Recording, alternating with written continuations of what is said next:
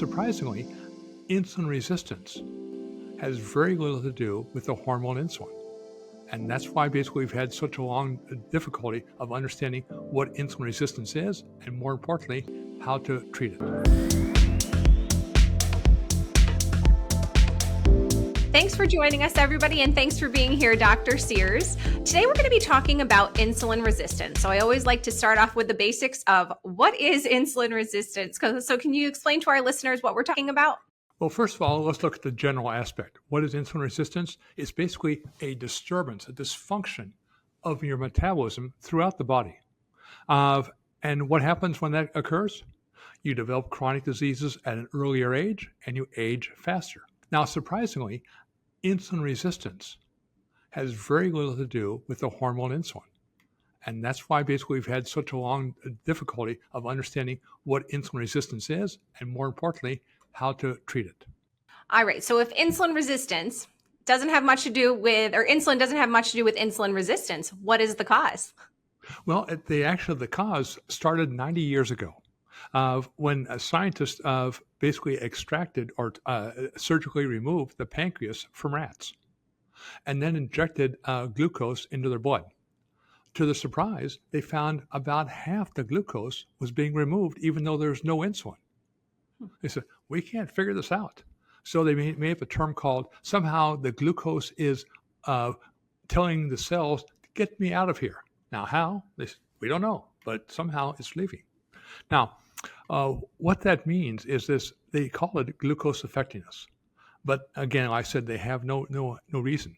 But it turned out that in more sophisticated experiments in humans, it turns out the levels of glucose effectiveness, that is the ability of glucose to be removed from the blood without insulin, was actually closer to 70%.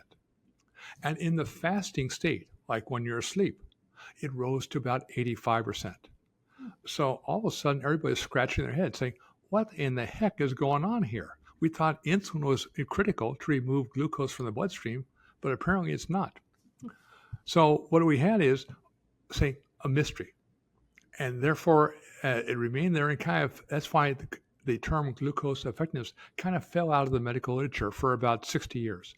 But it's only about 8 years ago we found out what glucose effectiveness was, and it was quite surprising.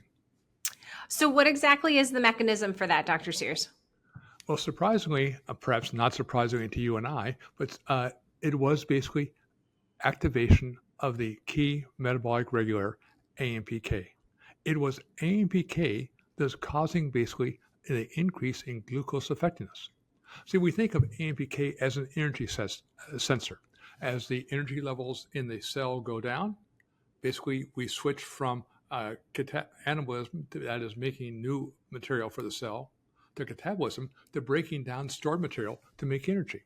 And that's all we thought that AMPK did. It turns out it also is a glucose sensor.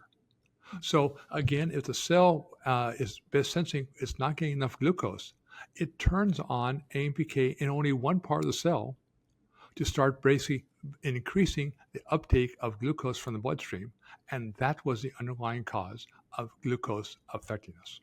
So one of the things we've talked about, Dr. Sears, is how AMPK isn't always optimally activated in individuals, and how you can kind of work towards that. So for the average person, how can they sort of get their AMPK to be functioning at like peak efficacy, so to speak? Well, let's step back and say what happens when AMPK is not running at optimal levels.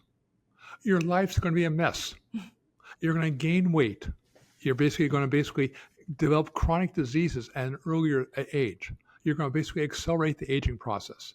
People say, yipes, that's bad news. Correctamundo. So again, that we want to have AMPK always active and basically keep our metabolism in a zone. Not too high, but not too low.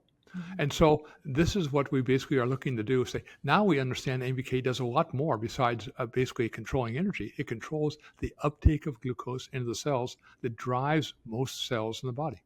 So I might have jumped the gun on my AMPK question there on efficacy. But when we talk about chronic disease, there's many diseases that are linked to kind of inactivation or not being able to activate AMPK. Do you want to touch on that a bit too? Well, we'll start with the easy targets. How about type 2 diabetes? Okay. Uh, let's add to it heart disease. How about liver disease, kidney disease, autoimmune diseases, neurological diseases like Alzheimer's, Parkinson's, depression? Should I go on? Because Well, there's more. As you can see, that anything that basically decreases AMPK activity for an extended period of time is going to have manifold consequences in making basically your future bleak. all right. So now my question: how do we activate AMPK? Well, there is no drug known to mankind that can directly activate it. So I said, oh, what am I going to do? However, remember, AMPK is the master regulator of metabolism, which means we can now use a dietary program, not as a magic pill, but as a system to activate AMPK. And that's the beauty of it. We have the ability to do it. Do we have the will to do it? And what does this system look like, Dr. Sears? Well, the most important part is basically calorie restriction. People say, oh no, it means I have to go through my life being hungry and fatigued to basically live longer. No, but you have to restrict calories.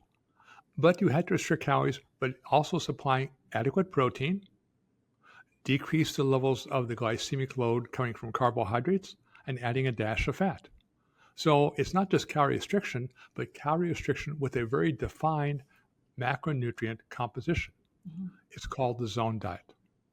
And that's basically why I developed and patented the zone diet 30 years ago to basically treat insulin resistance. Mm-hmm. Not knowing what the underlying cause was, but I now know it was inactivity of AMPK.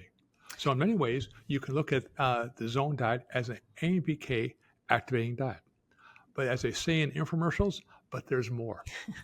You also want to be adding omega-3 fatty acids to reduce inflammation. Inflammation decreases the activity of AMPK.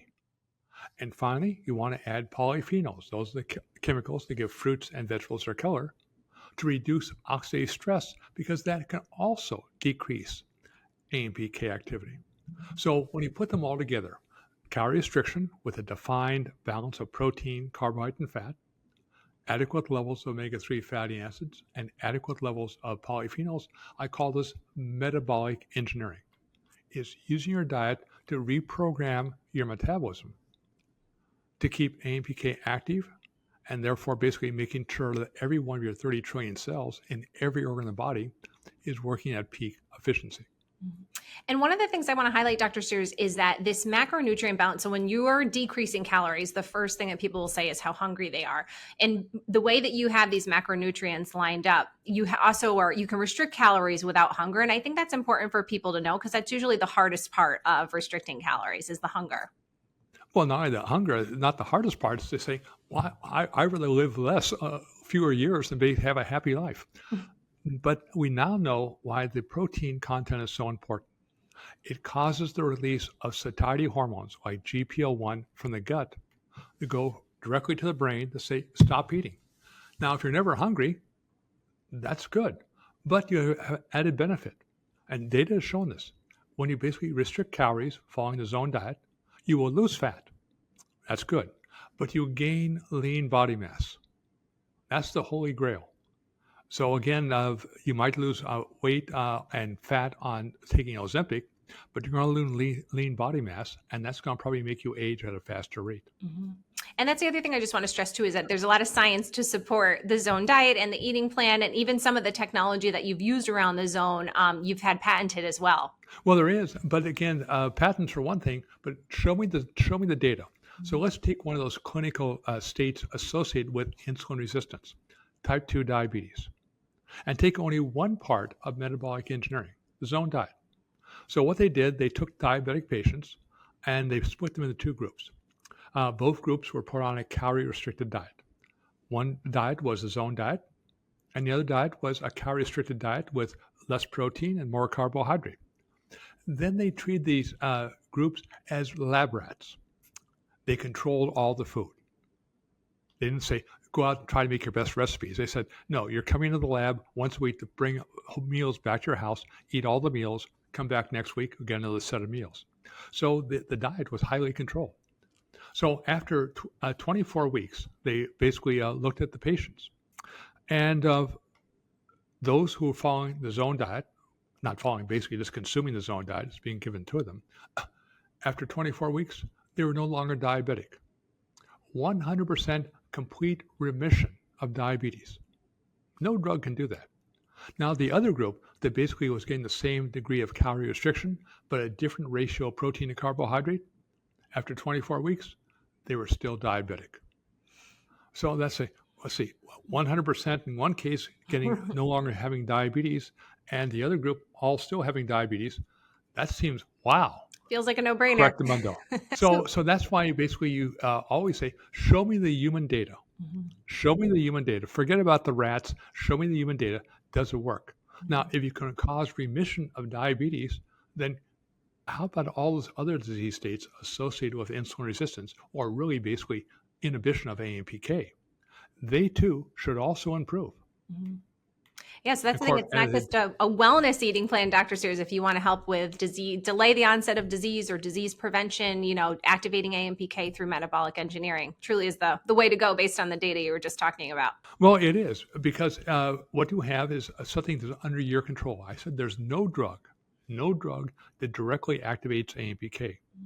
Metabolic engineering basically is that, say, dietary drug on steroids that activates every aspect that basically brings your metabolism back into the zone.